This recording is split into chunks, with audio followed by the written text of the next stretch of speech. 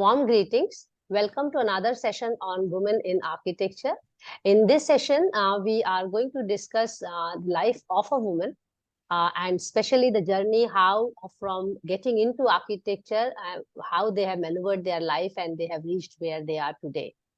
The whole idea of this research is basically to acknowledge and appreciate women in the field of built environment. Many women who have deviated from mainstream architecture of construction and have taken many other activities in their life journey. The method which is used in this research is called autoethnography, which means it's a biography of the person who is in talk with us. And it's our pen who we are going to write and record this whole discussion. The method also used here is snowball sampling, which means that when we reach out to one of our respondents, we also request them to help us find more women to have a really good footprint and representation of women who are in practice from across the country. And when I say practice, it means all kinds of practice, teaching, practicing on the field, doing research and mentoring and public speaking, anything related to built environment is covered under the concept of practice. So to do the discussion today, we have with us Samira Rathod ji, and I'm going to straight away start calling you Samira to have the interaction more, casual and informal and flowing. So thank you, Samira, for taking out time for us and to engage in this conversation. You know, it's extremely important for us to understand from all of you people how you have really conducted your life and also nurtured many more girls and boys in the field of architecture. So I hope you are fine that you are getting recorded, and also the fact that this will be eventually a YouTube session for people to refer in future. And we wish to also write a small coffee table book where your journey will be a one chapter out of it. So thank you so much. We need your permission before we start the conversation. Sure, Mansee, you have all my permission and my support to this wonderful endeavor that you've taken up. I think it's not just wonderful, but it is going to be a difficult one to get more and more women to speak up and Yes. actually talk about their personal lives. So, first of all power to you. And secondly, thank you very much for including me in your studies. Thank you so much, Samira. Let's start from a very simple question, and I would like you to go back to some years ago when you were probably in high school, and what brought you to the field of architecture or architecture school? How was it that time being a girl in a family? Yeah, so Mansee, I come from a fairly liberated family. I think my parents were very clear that they wanted me to study and pursue a career. I wanted to actually pursue a career in advertising and Mm-hmm. filmmaking, but that was my dream. To be a filmmaker, to be in advertising. But that was something that was considered as a taboo or a profession that most women don't take up or girls don't take up. And typically, therefore, my father says that since you seem to be having a creative bent of mind, why don't you look at something more substantial like architecture? Mm-hmm. So that's how I went into architecture. I mean, it's as simple as that. Mm-hmm. So, where was it? And when you were studying architecture, did you really had any kind of doubts that being a girl in this field is going to be difficult? Because as far as I remember from my own study times, the teachers never distinguished between a boy and a girl in the class. And in fact, in my classroom, we were better off than the boys. But just to understand, because all these interactions are more reflective also to my own journey, so indirectly. How So, was it in your college days? yeah, Mansi, this since you bring this up about this whole idea about schooling, I went to a girls' school. I went to a girls' Mm-hmm. convent school. So the distinction between a girl and boy, I had never seen.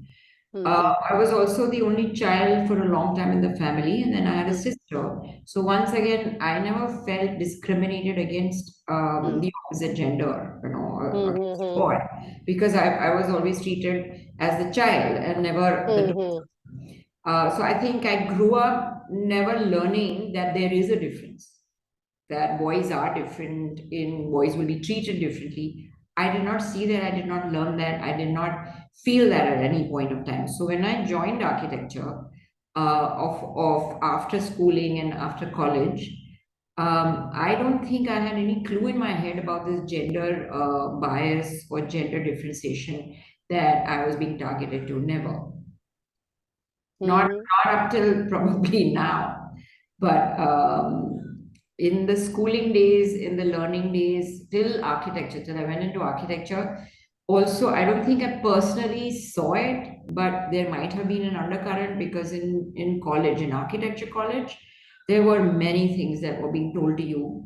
But because I was never raised to be sensitive to the fact that you are being targeted, I was fairly nonchalant about it. I was fairly happily ignorant about it. So it didn't become an issue, but I did react. I mean, there would be instances where the girls in class would be told that, you guys are better off getting married. Why is wasting your time here? Mm-hmm. And why don't you just go have some babies? We also had some really,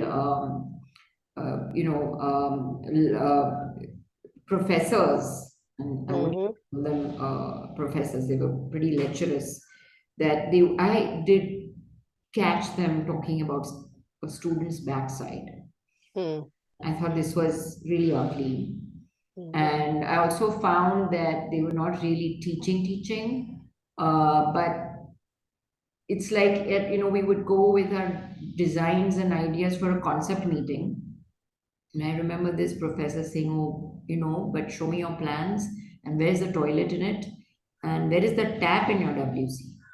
And I'm like, this is a concept meeting. How am I going to? And he actually said, where is that tumbler going to be? You know how Indians use the toilet. They need to have water and they need to have a tumbler. So have you made space for that? I'm like, this is a conceptual meeting, sir. And he kept on insisting. And at some point, I think I was rebellious enough to say, okay, in which case I'm rolling up my papers. And sir, you can mark what you want, but I won't be coming to the class again. And I didn't go to the class again ever. So I would sit outside the college classrooms while my time away eating the famous batata vadas, which was the diet, staple diet of all us architectural students. And even as architects, we eat vada pav. Uh, Mm-hmm. Yeah. that's what I did. And then I was named as the outstanding student because I was standing out, Yes. not really inside. But I was rebellious enough to say, well, too bad, but I'm not going to be sort of exposed to this kind of conversations. So that was something that I held on my own. But I did not realize or think of it as a gender bias. And I'm Yeah. still not sure that was a gender bias. I Yeah. just thought it was some silly way of trying to teach something. So from there, if I think I at some point in the third year, because of all these reasons, I Mm. actually decided to quit architecture. Ooh. And I took up my bags and I went to my parents and said, listen, I'm going to do social service now.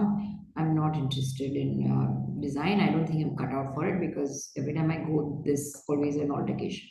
So obviously, my parents were very worried because they said, you don't need to have a degree and it's important. For them, it was important that I have a career. So without a degree, I won't even have a career. And obviously, they did not see doing social services extremely lucrative. Uh, Yes. and I was very idealistic. So I was like, no, I have to help the nation. I have to help people. And I'm glad that that's something that I grew up with because of my grandparents. And I think, therefore, in his worry, he said, why don't you take up a job? And, he said, I'll get you a job with an architect. And so I think he called Mm-hmm. his friend, who was Deepak Master of Master and Mm-hmm. Master Associates. And I took up a job, summer job with them. And that's when I started enjoying the work. Uh, Mm-hmm. because it was a summer internship. And I was very particular about what I was doing. So I was a perfectionist even then. And I would take whatever task that was given to me and draw it up to the T. And that was something that they found as a wonderful asset to the office. And they didn't even want me to go back to school. So it's like, just stay here, hang out. But at least it got me back to school. And I'm thankful Mm. for Uday Master. And I'm thankful to Uday Master for being there as a support that got me back into architecture. So, and then in the fourth year, I met a professor who actually I could have conversations with. He understood where I was coming from. He was extremely encouraging about design. And Mm-hmm. that's what I thought this profession was. So I actually got an audience and we had good conversations, and that led me to completing the course and get my first bachelor's degree in architecture. So that was about the school and college here in India.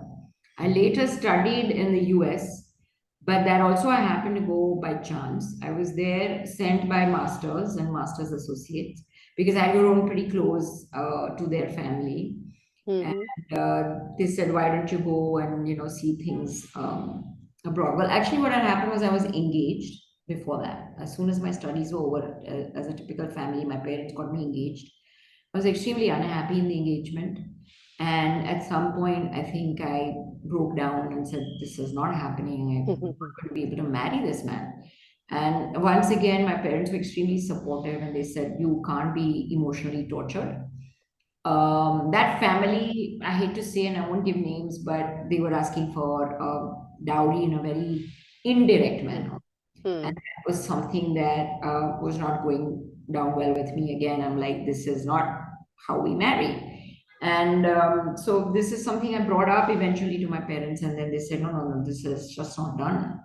And we called it off. So obviously, I was at what, 21, 22, I think, around then, and extremely upset, depressed. I started manifesting an insecurity and inferiority complex, where I was constantly reminded of how not so good looking I am because I wasn't Yeah. fair, and that really had a very bad scar because I believed that I was ugly. And I don't think any woman needs to think like that about herself. So I was extremely depressed, and I think at that point in time, Uday Master, who was like a brother to me, he sent me to the US saying, he has a collaborative office in California.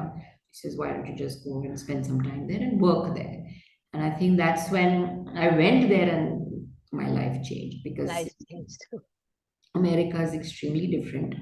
And though Yes. when I was 8 years old, I had spent 1 year in USA, in Chicago, where I was racially discriminated, which is why I came running back because I said I hate this country. But I went back again to California, and in California they love the dark skin. So it brought back the sense of I won't say security, but self-worth, I think, in Yes. terms of like, yes, if you're not fair, it's fine. It's, the duskier, the better. And I got a lot of sort of attention from boys and men. And that kind of gave me a lot of self-worth in that area, which was, earlier scarred. So, that was the time when I was working there and I realized that, I actually like architecture and I think I can Mm-hmm. really learn and I want to study. So I told my parents I'm not coming back. I'm going to start applications. And once again, my father was furious. He was like, "You come back and get married." But my mother was like, "It's just 1 more year. It's just 2 more years. It's not, let her do it." So I think I got that support again. And Mm-hmm. I was able to then make an application, even though I was way behind deadlines. But I picked up the phone and I said, "Listen, I want to study in your school." And they said, "Then, but you missed all the dates. Deadlines. Our applications are closed." So I said, "No, but I heard that you people were open to admissions if the student came here and actually got approval from the teachers with a one-on-one interview, which I'm willing to do." So they said, Mm. "Okay, come in the next few days." And I said, "No, I need a month to get my portfolios, etc." So then they gave me dates. I wrote home saying, "I need my drawings, I need my blah blah blah." I would put my mother, and then she sent me all of that. And I took a train without telling anybody from California to Illinois. And Mm-hmm. Oh, so you were there. and there were no mobile phones. Of So course, I was no. missing from California. Nobody knew where I was.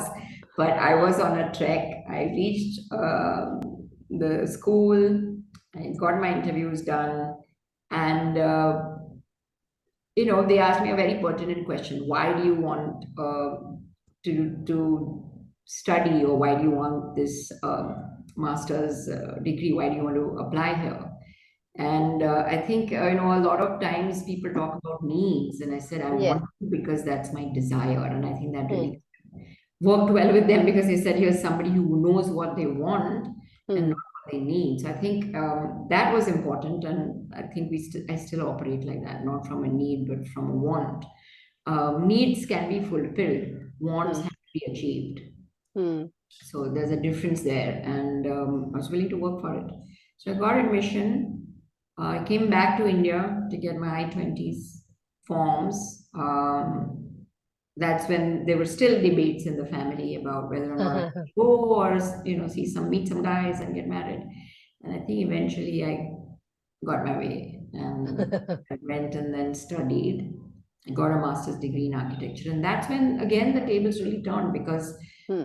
that exposure was fantastic. And in those days, I think the Yeah. kind of it was as good as I hadn't learned anything here, and then was exposed to a lot of conceptual ideas, the idea of conceptualization, Hmm. design as such, and the sense of encouragement, support, think big, think wild, don't be afraid, follow your dreams, was completely reinforced, reinstated into your blood. Was Hmm. my blood for sure. And yeah, then I again worked for some time there, back in California itself. And then at some point, I decided to come back. So that's when I came back and started working here. Hmm. That's about school and college. Hmm. So it's interesting to reflect upon again, because I also realize how it is to be, this wheatish color, and also woman, and all sisters family is very different when you cannot really understand the distinction, or even parents are not Mansi, in discriminating. those days, like, to be fair, was the sign of The beauty. thing You know? that was a problem. Yeah, and I think when you go to USA, you realize they don't talk about beauty as fairness or a color of Yeah. skin or a perfectly chiseled nose. They talk of beauty as vivacity. They talk of Yes, beauty as absolutely. confidence. They Yeah, talk of absolutely. beauty as forthrightness and honesty. Yes. And these were the And qualities that speaking mind, and so a speaking mind, exactly. So suddenly I was like blooming there, because here I was like this shy little kid who was constantly being told you're just not good enough. And here I was like, if I drew a line, they said this is a beautiful line. I'm like, hey, hold it, guys, it's okay, it's just a line. But I'm just but that the confidence really, exaggerating. yeah, it's to gain the self worth, which you really made it very clear. And I think it's important because these discussions are also important for the girls who go through these kind of things. And we know most of the girls even today, if not to that degree, but things have changed, but still there are these nuances in life which girls are facing every now and then in various ways, personally or professionally.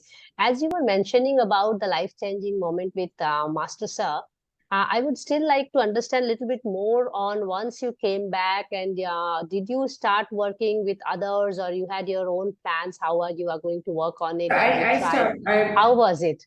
And Yeah, how did so you start balancing your life and work after that? I mean, now from there till date, you have reached really, really quite high and inspiration for all of us. I came back and I Mm-hmm. took a job first with Rafi Azmi and Associates. Mm-hmm. That didn't last for long. I think I barely worked for a few months, and I was not, I won't say I was unhappy, but I was not finding space there. Mm-hmm. And I think post that, I'm not sure, but I think I got married. Mm-hmm. Did get married because when I came back, I was already 27, and then it Mm-hmm. was just not possible for me to delay that Yes. part of your life in Indian families, Mm-hmm. where you say you have to now attach yourself. So I did get married, which was yet another story. And then found myself working for Ratan Boy. And this again, I really have to thank Ratan because I got married and I had my first child almost immediately. Mm-hmm. So my son was already 1 year old, and till he was one, I had stayed with him. I did not work, but when he was 1 year old, I was like, now I really need to get out. And we were Mm. staying on our own, so we were already a kind of a couple with a baby, so a nuclear family. I was not living with my in-laws, and they didn't want me to work, so that was a big challenge. And I went to Ratan and said, I'd like a job, blah, blah, blah. He says, I love your work. Show me your sketches, blah, blah, blah. And he loved it. So he says, okay, you're on and start work. So see, next week or whatever. And I went back home and my son was a real brat. So he used to drive all the maids away. And if there was a nanny kept for him, he would make sure that he bit her enough that she would run away. So he hated being left with maids. And Yeah. when I went home, my maid said, I'm quitting. And I'm like, I just picked up a job. You can't quit Yes. now, okay? So she said, that's too bad. I'm quitting. You can't live with a brat who's your son. So I'm like, okay, fine. What can I do? And I called up Ratan and I said, I have a baby and I can't take up the job because the maid has quit. And he was like, okay, does your son ever sleep? I'm like, yeah, of course he sleeps. So you work from home when he sleeps. And I'm like, wow, Wow. okay, great, fantastic. So he gave me my first assignment, which was just making pieces of furniture. And I actually drew up sketches when my son was sleeping, Mm-hmm. sent it to him, and he's like, yeah, these are great, let's put them into production. And so that began the whole journey. I worked with him for 4 years till my son grew up, but till I was ready for the second baby. And then I had to quit again because I was conceiving and I couldn't carry on going to sites that way. But it was fun. And knowing Ratan, he's again a very liberal man, didn't feel at all distinguished. I think I was fully, recognized for the talent and the work that I was putting in. So at very young age, he let me design the whole house. But I was very outspoken. I think he was one person who actually liked that. A lot Mm-hmm. of people can't deal with that. And I told him, he put me on an assignment, and I told him, you're designing a Georgian house on the beach. I mean, whoever does this in today's day and time. So he says, what would you do? So I said, I would do this very differently. Mm-hmm. Show me what you can do. And I said, okay, fine. And I designed a totally different house. Also designed the house that he wanted done, which the client So wanted. comparing. And when the client came, he showed the client both the designs. And with my luck, the client said, I know I asked for a Georgian colonial kind of villa, but I quite like this new one that you guys have done. And I see where you're coming from in terms of how it is responding to the context of the sea, because the property was right on the beach. Hmm. And what does a Georgian villa on the beach do, right? Do. Yeah, so we went and built that, and I think that was fantastic. So that was straight, but I think it's important, and I'm sharing this not to brag, but to share because I know this is for women and for them to Yeah. aspire. That when if you put your money where your mouth is, kind of thing, Yes. you also have to back it up with exponential effort, Yes. Absolutely. a lot of work, and it does not sort of relegate you from all your other duties as a Yeah. mother, as a wife, as a daughter-in-law. Yes. And so there were a lot of moonlighting that was happening, but I never shrugged my shoulders and say, "Ooh, why should I do that? Why am I exposed to this?" I never felt uh, uh, subservient or subjugated to some kind of a treatment because of which now to work at night. I never felt it. I just thought it's part of life. I Yeah. don't make compartments that if you have a baby, then you can't be a architect. You only have to be a mother. If you're married, you can only be a wife. No, I am the woman I Yeah. am. I'm a Yeah. person. Yes. Just the way men don't think of themselves only as a father, only as a husband, only as a boyfriend. They're doing their thing. Yes. In the same way, these other things or these other aspects of life are a part of the bigger whole. Yes. It's all one thing actually. We have to All find out. one apartments. So I never made that distinction in my head that I can't go to work because my child is sick. My child is sick, so I have to call up my mother, I have to call up a nanny, I have to call up my husband, or find some support, a friend or whatever. Can you babysit this guy for a while till I finish the meeting? I'll come running back. Hmm. So I got that support. And And also that asking that support itself, it shows a clarity that it's a collective work, you know. yes, yes, Raising a family is a collective work, not a responsibility of the yes. woman alone. Yes, so I never took it upon myself as I only have to do this or else what the hell. But at the same time, I never shrugged my shoulders if I was the only one doing it. There are a lot of Yes. things that I'm still doing in the family and it goes unnoticed, but it's fine. It, Yeah, it's we have to do I'm it, not so asking let's for a enjoy. medal. Yeah, I'm not asking Enjoy. for a medal. If my daughter is unwell, I'll be the one who's saying, you've got to have these Yes. medicines made, make sure you have your haldi, make sure you do your bath, but I'm running for a meeting. Okay, blah, blah, blah. I'll call you in the middle and say, have you done all this? No, no, no, please do it, please do it. Hello, get it done, get it done. And if she's really unwell, then I'll say, guys, I can't come to office. So, you kind of balance Yeah. and it's more work. Yeah, it's more work, definitely. Yeah. But nobody But dies of more work. nobody dies actually. Nobody dies of- Actually, we are alive when we have more work. We are Yeah. engaged. I think so. You feel alive. You feel If alive. you do more work, if you think more, you will always look younger and you will have less diseases. And also you feel the purpose of life, that you're busy. It's Yeah, good to be yeah, busy. That's absolutely. So important. I have no problems with more work. I Yeah, have same no, here. So I can so much relate with it.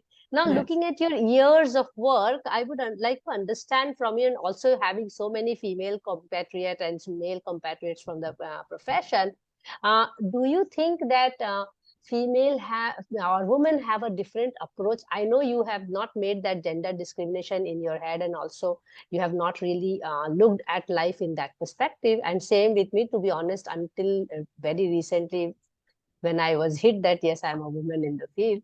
But that is a different story. We'll talk about it some other time. But just to understand from you with your acquaintances and all, do you think women operate in some nuanced ways when it comes to design approach and one part, and the other part is the business approach in the profession? What's your take on that? I think there is definitely a difference. Mm-hmm. Women try to take all decisions very emotionally. Mm-hmm. Sometimes it's good, sometimes it's bad. Mm-hmm. I find myself a lot softer, Mm-hmm. the harder decisions, and a lot harder on the softer decisions. So things that you have to let go become a big thing, uh, Mm-hmm. which is not necessarily good for the business. And things you shouldn't let go and take a hard decision on, say, stop this. You will allow people space. You will allow time, a hope that all this will settle down, and the hope Mm-hmm. that you don't have to really take that Mm-hmm. hard decision. How can you be so rough on somebody, whether it be a client or a contractor or even an Mm-hmm. associate? So I don't take a harsh decision so often, and then, Mm-hmm. so it kind of hangs like a sword and a cloud of worry uh, Mm-hmm. on your head, which you really shouldn't be having. But I think over time one matures. I do a lot of Mm-hmm. reading. I seek help. Mm, It doesn't matter.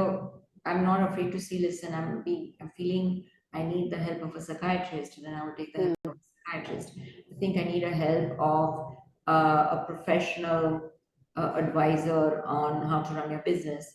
Then I will mm, seek that help. I think I need to get help and really confide somebody to how do I run this aspect of my business, or this how do I deal with this client, or what do I do here. I'm not afraid to seek help. So I'll not That's bother. very important, actually. Yeah, I'm not afraid to seek help, and I'm not afraid to be candid about it because there's nothing Yes. to feel bad about. I don't feel guilty about it. So I don't feel that I can't speak up. But Oh, it's why just should I like, tell this? yeah. There's not. Hmm. I don't have anything to hide. Yeah. But it's just like any requirement. I mean, whether it is body, mind, or family, or You have profession. to I mean, get it. why to think not I to don't seek feel help? afraid that if I ask this question and I am so well established that I will be looked down upon, saying, "How can you be asking this question?" It's okay to be vulnerable. Yes, it's It's okay to be fine. vulnerable. Yeah, So true. I mean, Virginia Woolf wrote brilliant books, but she was Yes, extremely vulnerable. yes, And she committed suicide at the end, which is really sad because she went mad. I mean, mad in the sense of the word mad. yeah, But it's okay to ask for help because then you can yeah. save yourself from going completely bananas. Yes, absolutely. And also, I think the fact that we have to also understand that we are not, we don't have to treat ourselves as superwoman and who knows everything and who can do everything. Yeah, It's no. like putting all the pressure on oneself for no reason. Yeah, You know, absolutely. that is absolutely true. So, Yeah. over these years, like, first of all, how many years it has been since you graduated in your bachelor's, and need to understand uh, how many, I graduated with 20, my master's in 86, 87. okay, that's I started practice of my own under my name alone. I had two partners who were male partners before that. mm-hmm, So we ran a company in partnership for about 2 years or maybe 3 years, mm-hmm, and I found I was completely, diagonally opposite and in contradiction in terms of ideas and philosophy of how to run the practice. And so I said, this won't work for me because ideology is very important to me, and I'll mm, not compromise on that because that's mm-hmm, core. And I was very clear in my head about it. So even when I didn't have work and I didn't have money, I only operated from there. That you will do the mm, right thing. And for me, the standard of ethics was extremely high. So one had to be bloody honest, even yes, if you made mistakes, absolutely, even if you screwed up, even if things have gone wrong, you own up responsibility. absolutely, And that happened with a lot of clients. I would say, listen, I'm sorry, I've made mistakes here, but I'll pay for it, I'll fix it. A lot of times when I said I'll pay for it, I had no money to pay for it. But I meant it when I said that. yes, but Like, I will pay for it in to cash or accept, yeah, to so you don't pay accept, me the remaining part of my fee till this is fixed. Do what you have to do. What that did was that it brought a lot of assurance to the client saying, you're somebody the who's trust, standing up. the trust building, Trust building was very important. And it was not a strategy. It came from the yes, heart. I said, you cannot, someone has entrusted you with a responsibility. yes, Responsibility has to be held. It's like I mm, feel responsible for my child, I feel responsible for my building, I feel responsible for my office. yes, It's the same responsibility as a citizen. You feel responsible as yes, a citizen. And it's not absolutely, just a citizen of the nation, it's a world citizen. So yes, we are working towards sustainability, even though a certain sector of society can afford everything, but the planet cannot. So we have to act responsibility at every stage. And so for me, that was important. And so there was no question of lying. Honesty was not a virtue, it was a mm, habit. it's a yes. It's a thing to do. It's a given. It's your heart. This is also a difference, huh? And when I was asking this question on the business development between practice of gender, it comes out quite clear, if you draw a pattern. Yeah. So it was never about making the money. It was about enjoying the work, making beautiful Yes. things. And And, therefore the pursuit was very different. And and the also passion being was more not, meaningful, more yes. meaningful And to, it was more about being passionate hmm, than about making the numbers. Uh, hmm, just simply growing the office into a big corporate firm. So never really interested in that. So I don't have a corporate sized firm. We don't have a lot of architects. I still have I think I've max had 25 architects. Right now we have 15. So it'll grow and it'll drop and it'll grow. So the way to run the business, I've been fairly agile. Mm-hmm. Never worried too much about the optics. I mean, yes, the worry stands for a week. Then you take a decision and then you say, okay. Yes. And I take a decision because I don't want to worry, honestly. Yeah. Like, this is not good for you. Worrying means I'm brooding and I'm not spending that time doing more fun things, which could be anything, like spending more time at home if you don't have work, or spending more time doing good work if you have work. So worrying has never been something that hang on to. I let it pass very quickly. And I take a decision and I'm like, what will be. Que sera, sera. Yeah. And so I'm not going to be able to change what will be. So worry, yes, it's normal. I don't say don't worry. I worry, I overthink. And my family says, no, stop thinking about it. So normally if people take one day, I would probably take three. And some people are crushed under it by saying, oh no, I can't do anything more, so I'm just gonna get out of this business. I don't do that. I take the middle path and I'm like, okay, worry a little bit, give yourself that pampering, indulge in it. Then post that, I say, like, I slap myself and say, enough, get You out. take your time. You take your You're not the time. most important person on this planet. Get out of it and get on with it. There's lots to be done. So Yes, that's that. absolutely.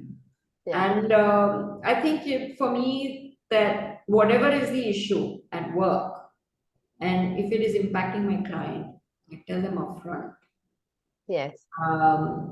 Sometimes we have fights with them also because I'm like, you're not listening, you're not letting me speak. So let me explain this to you. If you're done, I will speak. I mean, sometimes it gets that bad also. But by and large, I think it's very important to explain Yes.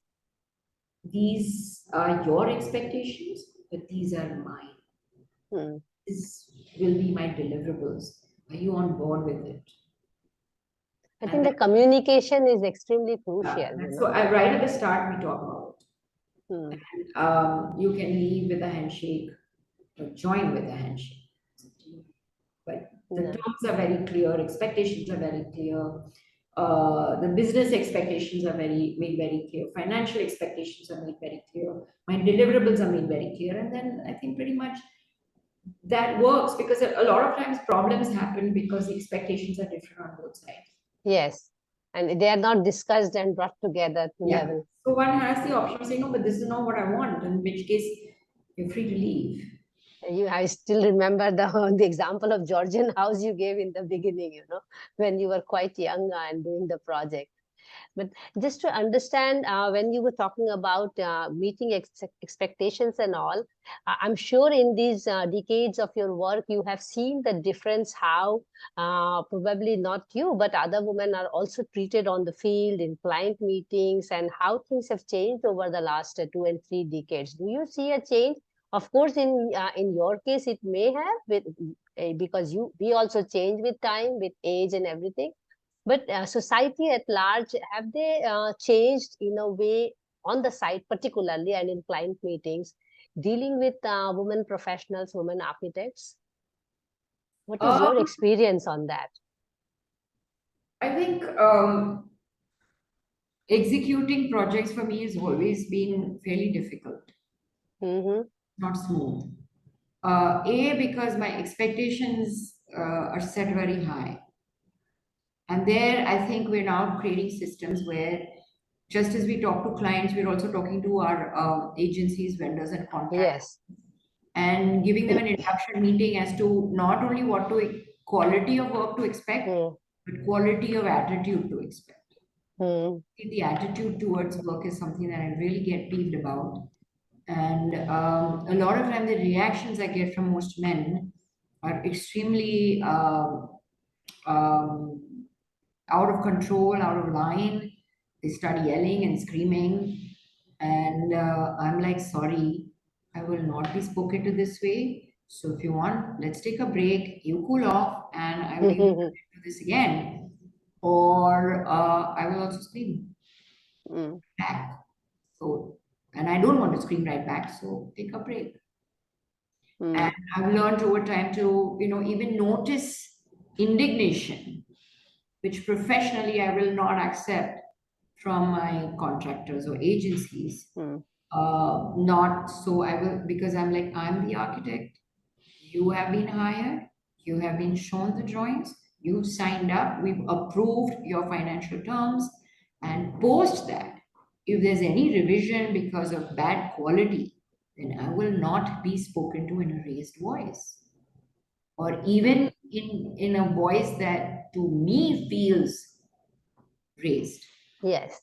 Because most men will say, I'm not raising my voice. Yeah, but I'm on the receiving end. Should I look at the decibel levels? I'm going to put a meter here to check your decibel levels. I mean, is this how you were talking to me 2 minutes before I pointed out the problems that I think are your responsibility? I think what These are indirect ways, These are I'm indirect finding ways. increasingly that nobody wants to be told that they had an oversight. That if you point out negligence, they will not accept and say, yes, I am sorry, this has been an oversight. Let me correct it. That's all I expect. No, that's There not there the will case. be, no, but I haven't done this, that happened, this happened. Like, am I interested? I You are so much holding up relate a with project. all this. Oh my God. You are holding up a project. Are you going to be telling the client, or am I going to be telling them? Because the phone calls don't come to you, they come to me. And I'm sorry, I expect this work from you because you're being paid for it. So I'm not, so they don't like that it's being pointed out. I mean, so that's one big, huge difficulty that I feel. And they start yelling and screaming, which I'm 100% sure they won't do it to Yes, with men. with men. So when I even point that out and say, are you screaming because I'm a woman? And I don't like that. Have So you done that never before, like said that, asking this? oh, you are making this whole gender bias. I'm like, I think it is true. Show me one man that you screamed at. Then I'll keep quiet. Then you scream. You look at that architect will probably punch you in the face if you talk That like is that, true. right? So I think it happens a lot with contractors, Yeah. especially when they're new and not used to working with a woman, and a woman who's demanding, and a woman. Yes, I think that makes it more difficult when have more clarity, we are more Yes. outspoken. Yeah. And if you point out a mistake and Oh, say this is late, or this is not done as per drawing, or this needs to be redone, it's not, their men don't like that. I don't like that. So that's, But anyway, but then I simply say, I'm the architect. If you have a problem working with me, go talk to the client. yes, Call. absolutely. I know my job, so I can get it done through a laborer. I don't need a handsome contractor like yourself. And in I any think case, it's taking instructions from women is a yeah, serious issue still in the field. yes. I know some of my friends who, I mean, even I have faced in my early career, when if I'm giving instruction, it's just overlooked, and taking reconfirmation from Yes, male their counterparts. male partners, yeah. Even Even if they're junior sometimes. there was one gentleman, one professional consultant who would not look at me while talking. And I took an objection to that. I said, all the points that you're pointing out are my responsibility. So why don't you look at me and talk, because you're yelling at my associate who's a lot junior. Me and yell at me, Same. and I will respond to all your questions. So you say, I'm not used to looking that side. I said, okay, Talking. that you're looking at, I will go and sit there. But I need you to look at me, because Yes. the points have to be addressed to me, and I will address them back to you. So don't yell at him. And Mm. then, of course, in the end, it's all fine. But I also Yeah. realize this is where it is. Yeah. So it's very difficult. Earlier, I used to go home feeling very bad about it. That Yes. I had to, I would, because you had to put up a front or to stand on your 2 feet, and for yourself meant a fight, Hmm. meant an altercation, meant raising of your voice, Yes. and that those are not nice things. I mean, getting Yeah. angry I think. And actually not required if there Not is required. And accommodation. go home feeling bad that you've done Hmm. something wrong. Like, Yeah, if you scream back to somebody, I'm sure you will not feel good. I mean, that's how I also yeah, I don't realized. feel good. I don't feel Yeah, good about it. So and it's not good for it health hurts a also. lot more inside Hmm. as women. But over time, I've realized that it's okay to hurt, but it's better to get it right. Absolutely. I mean, if we have some, it is about commitment also in the longer run. Yeah. So I mean, little bit conflict say at work is good as part of collective action. I mean, even theoretically it says like that, but it needs to be resolved by communication. That's Yes. important. Yeah. Yes. So that brings me to my penultimate question to you, and it's a little bit of hypothetical question. And I know you have not actually encountered the gender issue in your own career to that extent, because the kind of person you are, the way you were groomed, and the way you have really conducted yourself. But imagine a situation, and because today, as we look at the profession, it's all today it is still better, but in principle, it's a male-dominated profession. I mean, most famous architects we have to hand count. Uh, People, especially students, are hand counting male architects. They often forget to really include women architects as well known or predominantly present there. So if there is a situation, not that I'm looking at that situation to arrive, never in my life, I will not dream, but imagine this whole profession was dominated by women practitioners, women architects, women researchers. We were the one who were really changing things in the cities. We were the ones who were in the decision making. All famous architects were women architects. What do you think the cities would have looked different? Neighborhood would have looked different. Buildings would have looked different. I think This so. is a hypothetical situation. I think so. I think women, I mean, I'm not also promoting that we should take over the Yeah, world and we should be the we designer. should not. I I'm think also not keen that all there are women are there. there are many sensitive men designers. Absolutely. Christopher Alexander, for one, Yes. who's done beautiful work, very little Yeah. work. Carlos Carpa for another. Yes. All the famous ones. I mean, Corbusier also, different but sensitive, and Yes. Frank Lloyd Wright, of course. These are like messiahs. Yeah. But yeah, sure. So I think the world would be built slowly. Much important aspect Yeah, actually. it We would are be in a built rush. slowly. There would not be a rush. There would be careful detailing, Mm-hmm. I feel. I was, for instance, I was just watching on Netflix the making of Lagan. It's called Madness in the Desert. And it's a very, very inspiring story of against all odds how such a brilliant film was made. Hmm. And Amir Khan's wife was being just Kiran that a time. housewife. Hmm. No, his The first wife, previous. Hmm. Reena. Reena. Hmm. Veena. Huh? And she is a housemaker. She's a housewife, just following up on things. And Amir asked her at night, "Would you be able to work on the production team?" And it's like, "I don't know about films. I don't know anything about production." And he's like, "Come on board." And I think she was then talking about how they were able to budget this really wild expedition and this Hmm. really out of control production team. Hmm. Like, I mean, not out of control production team, I meant just really manage the production team, Hmm. which was so big and complex with all the parameters that were not easy. There was difficulty and challenge at every instance. And she models it all up very well. So there's that aspect of the woman also. And sure, so I think And it goes unnoticed, by the way. And we were yeah, discussing this. I'm not a feminist as such. I don't say women can do everything well.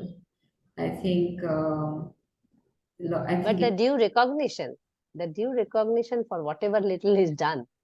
Mansi, like I said, I never felt the distinction. Okay. Even Yes, I today, when I understand. pick up a fight, it's not because you're talking like this to me because I'm a woman. You're talking like this to me, period. I will not accept talking like this to Yes, you. I think we It has should aim nothing to for do that. with my Yeah. gender. Yes. It has everything to do with my persona. Yeah. Nobody can talk down to anybody. Yeah.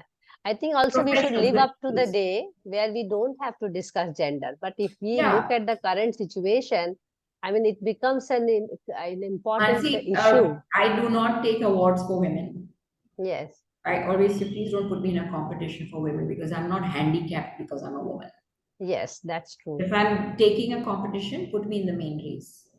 Yes. I lose by merit because I can do Huh. everything equally well. And we should live for that day when gender need not be discussed. It has to be by the merits, you know. Yes, but I understand where you're coming from in your study, and the reason why I then started lending myself to these forums, not to be rebellious, but to share these experiences because Yes, I was told time and again that Samira, it will inspire and give a lot of aspirations to many young absolutely. women who are Yes, in the shell, and not yes, everybody is as privileged as you are, and there's a lot of yes, fear that is instilled, and there is a lot of fear to lose what actually you need to shed. yes. That is, I think, also one of the fundamental I reasons we mean, I started have this been in research. Ahmedabad, and when I've given talks there, I have young women architects who come up to me and say that, "Oh, you were very lucky. Oh, you were very brave, whatever. And look, you know, you reached here, but we were never able to do it because we were not Yeah, allowed." I can relate that. And I'm like, who decides whether you're allowed or not? Hmm.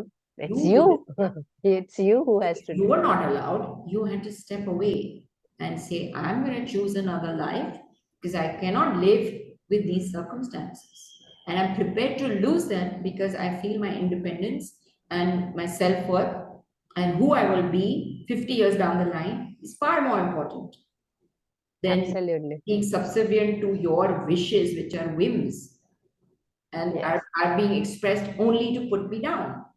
If you don't take that decision and you don't care about yourself, then you Who can't is care going to care? Yes. And you cannot expect others to care about because you you then. never told them I'm not putting the dinner on the table today, sweetheart. Hmm. Try it Absolutely. once. And they were Absolutely. shocked to hear it. Like, I'm sorry, but I actually feel sorry for you. I don't feel any kind of empathy for you because you're the ones who haven't gotten up. And they were like, oh, well, it's very easy for you to say that because you're brave, you're smart, you're strong. I'm like, even when I wasn't, I still took those decisions with worry, with fear, With all the responsibilities, with I don't know what's going to happen, but what will happen, and nothing happens even and if nobody is after that, stopping one to try, you know. yeah, but even after that, even if you feel that the world will fall apart and you will not survive, the world will fall apart and you will survive, and you will not know that you have survived, and you will not know you had a fear. So things happen, they just keep happening, That is whether we true. I like think, them or not, they just keep yeah. happening. You know, just 2 weeks ago, I was told by a very well-known acquaintance that, oh, I can manage to do all these, philosophical research and all because there's somebody to feed me. I'm like, okay, if as a woman you think like this, then I think we are not heading anywhere in this kind of study. Grow And up, I've you also know. been told I'm that paying all I my think, bills. Come on, what more do yeah, you I pay need? all my bills. So even I've been told that, you are privileged, you Yeah, have I good also support. hear I'm that like, there very was a often. time when I wasn't, Hmm. and I'm privileged because somebody You else worked worked for it. very hard, Yes, and I have worked hard for my career. yes. Okay, so yes, I don't have to go home and say I have to feed my children. Yes, somebody's doing that for me. But even if I had to, I would feed them less. Maybe you bring your wants down. Hmm. It's And very boring as you to be rich. rightly mentioned, no shrugging away from responsibilities, you No, know, it's and there was also, this thing about hmm, if you're rich, you must be bored. And it's very true because hmm, most people who are rich are just bored. bored. That's true. That So is true. it's very boring to be rich. It's fun to be Absolutely. live. And also be Okay. busy all the time. But Busy. so you actually gave lot of in message for the younger generation because we started talking about it. But actually, my last question is to the younger generation, a message from Samira. but specifically focusing on how to engender the profession, because you may not have felt it, as I'm saying it again, and also you are reiterating that fact. But the studies, the profession shows that it is gender biased. So based on that, we are doing this study. So what will be your message to all youth? I mean, no gender bias. How to engender the profession and make life easier, not easier in that sense, but be more accommodative to women architects to live a day when we are not discussing gender at all, as we are discussing today. We have to be just be human beings, you know. So how, what to do, and what kind of Start that moral today. education from you, from for Start, the youth? start that today. Stop thinking yourself as a woman. Start thinking yourself as a person. That's it. So what will be message to the boys and the men for engendering the profession? That they're your fellow partners. That's it. How Hmm. would you treat a guy? You treat a woman with the same respect. So demand for respect, demand of dignity. That is true. But in a world which is right now, being led by men, Hmm. very patriarchal. As Hmm. a woman, I used to tell a lot of people, a lot of girls in the office that, if you want respect Hmm. on site, if you want respect where you're working, you should know your work. Hmm. That's true. Don't walk into a boardroom without having read your stuff.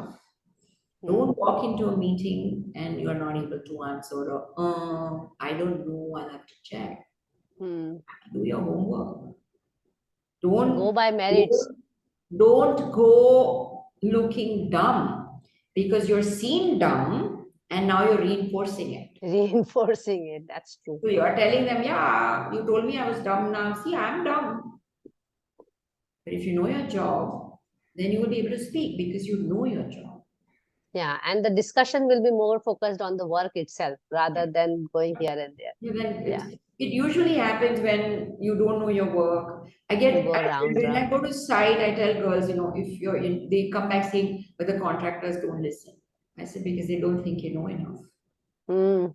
So there are two approaches to this. Ask him, I don't know this. How do I do this? Hmm. So That also is good. Good relationship then, that are then you're making another bond there building. because Hmm. he knows that you don't know and you're willing to learn from Learn. him as a laborer, as a worker, whoever he is. Hmm. I don't see him as a laborer. I don't see him as a worker. I see It's a him as a team member, collaborator. Yes. as a collaborator. So I'm like, how do you ये paint क्यों ऐसे लगा के इसमें 3 coat क्यों किया पहले coat में क्या करना चाहिए दूसरा कोट 2 mm का क्यों you come back read about it find out investigate there is no such work that comes up from me expect Hmm. to be spoon fed figure Hmm. that's not going to happen Hmm. Hmm. Hmm. and you have no place to grow because it's a man's world you'll always be in the back seat Hmm. That's true.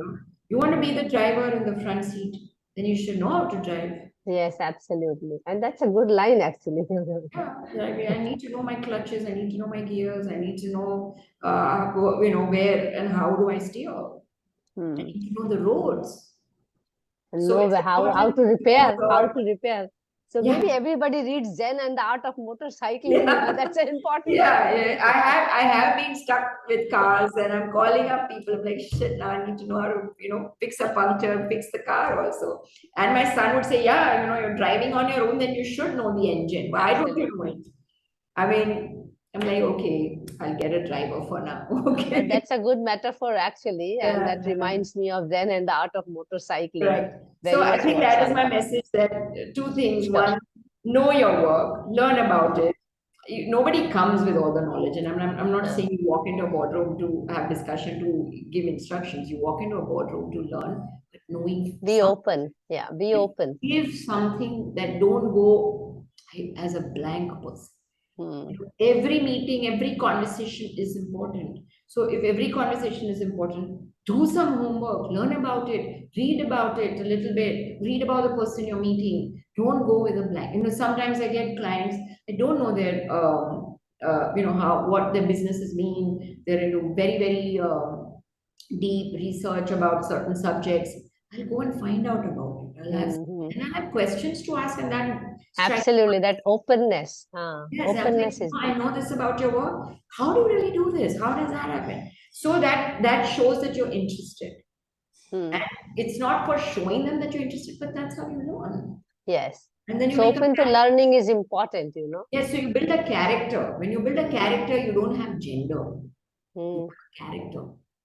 Actually, architecture as such should not have a gender. It Here is should a not, built but environment. important thing is to build characters. Hmm. To build your own character. I have a character, then I don't need to talk about my gender, and nobody sees me as a gender. Then it's who is this character and who's that character? Is this person more interesting or is that person more interesting?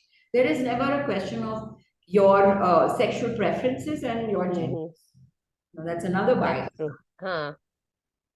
But So we are embedded into that because it's part of the overall patriarchy. I think the profession also gets affected by that. But we will talk about that in some other session. But for now, thank you so much, Samira. And I hope you thank enjoyed the you. conversation. And Yes. here is the time when usually I'm asking my interview. If you have any question for me, I can take it up now or we can call it off for the day. No, I think you already spoke to me on the phone, and which is why I immediately Hmm. responded with an affirmation saying, yes, I'm happy to talk with you. And I'm glad that you're not talking about the work and the projects, No, etc. we are not. I'm I'm focusing glad on that Samira the girl. We are focusing on Samira the girl. yeah, so those it's important that for younger women, I hope this conversation leads to a lot more aspiration. And I think all power to you, Mansee, because it's a huge uphill task for you. But if you are Yes, able to even impact one woman, I it's think so. incredible. Hoping for that. Yeah. Thank you But so much, Samira. And thanks for your time and opening your heart out in this conversation. I'm sure you I just want to enjoyed it. say that Sure, go ahead. throughout my career, actually, I have come across very important, generous, liberal men Hmm, who have supported my journey. absolutely. And gratitude to them. And And it a big applies to me as well. gratitude. And it's because of them I'm able to be who I am. And the learning was never taught. It's not like an instruction. It's what you learn by just hanging around these people. Yes. And like And I said, also hand holding as a senior so hand I holding think the young. that there are lots of good men. I think the world is already changing. So I Yes, have I lots of think so. young male architects working with me, and we're fine. We don't have any problems. So I don't face that in the office at all. I don't face that at home. Sometimes at site because we're still talking to men of different societal background. Yes. So that's where it changes. And I think this conversation's got me to think for myself that if I have to address issues at site, instead of screaming and yelling back, how else can I do this? Yeah. So, um, Thank you. Thank you. because it has to be a win-win, whichever way. Yes. And Eventually, we have to work together and get the yes, thing out, it which has to we be a have win. committed for. It's not That's the a you end or result. me, it's a win-win. Yeah. It's us, So right? we have a So task thanks a on that. lot, Mansi, Thank you so and much, Samira. let me Thank know. you so much. Please take care and we see each other soon. Yeah, bye bye. Bye.